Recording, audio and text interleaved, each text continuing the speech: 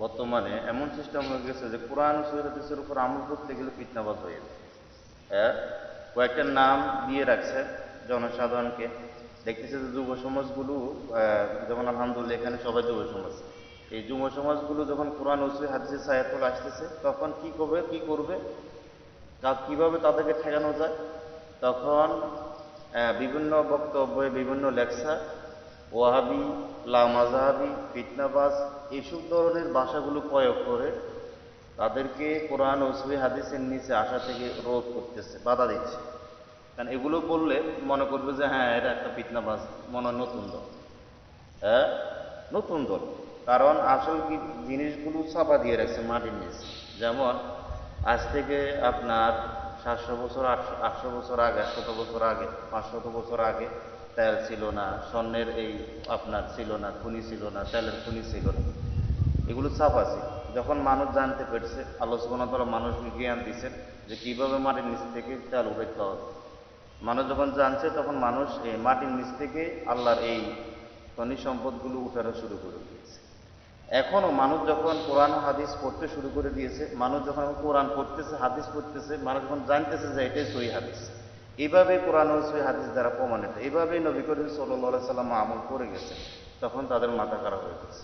কারণ তাদের ব্যবসা বদ্ধ হয়ে যাচ্ছে, কবর পূজারীদের তাদের মাজার পূজা বদ্ধ হয়ে যাচ্ছে, মাজার ব্যবসা বদ্ধ হয়ে যাচ্ছে, বেদাতিদেরকে তাদের 40 3 দিন না, তাদের মিলাদ খতম, এরপরে বিভিন্ন দান্দা তাবিজ ওলাদের তাবিজ ব্যবসা বদ্ধ হয়ে যাচ্ছে, তখন তাদের মাথা খারাপ হয়ে যাচ্ছে। এখন কি করবে, এখন এদেরকে কিভাবে রোধ করা যায়, এইসব ধরনের ভাষা প্রয়োগ করতেছে যে এরা লামাজাবি, এরা এটা আলে হাদিস, এরা ফিতনাবাজ, এইসব ধরনের কথা বলে জনসাধারণকে কোরআন ও হাদিস থেকে দূরে সরে দিচ্ছে। এছাড়া আর কিছুই না।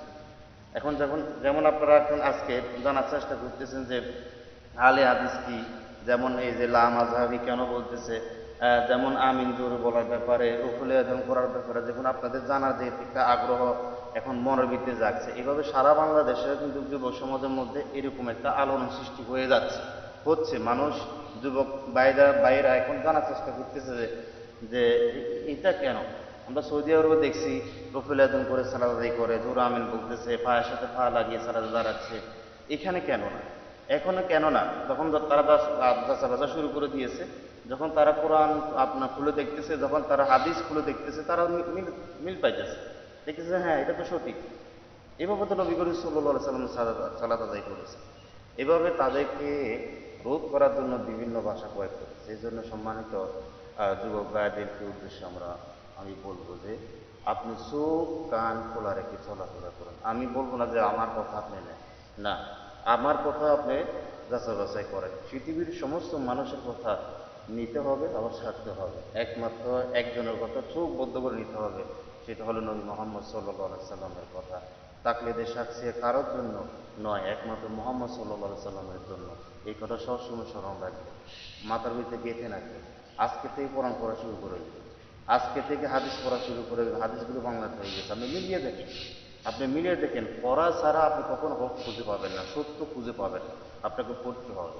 এই জন্য ইসলামের প্রথম আয়াত কি, এ করো, পড়ো, পড়ো, ফাআলাম আন্নাহু লা ইলাহা ইল্লাল্লাহ। আগে জেনে নাও, ইসলাম পালন করার আগে আপনাকে জানতে হবে, আপনাকে শিখতে হবে কোনটা নবী করিম সাল্লাল্লাহু আলাইহি সাল্লামের আমল, কোনটা নবী করিম সাল্লাল্লাহু আলাইহি সাল্লামের আমল নয়। এগুলো আপনাকে জানতে হবে, শিখতে হবে, যাতে করে আপনি দুধ আর পানি আলাদা করতে পারেন, যাতে করে আপনি দুধ আর পানি আলাদা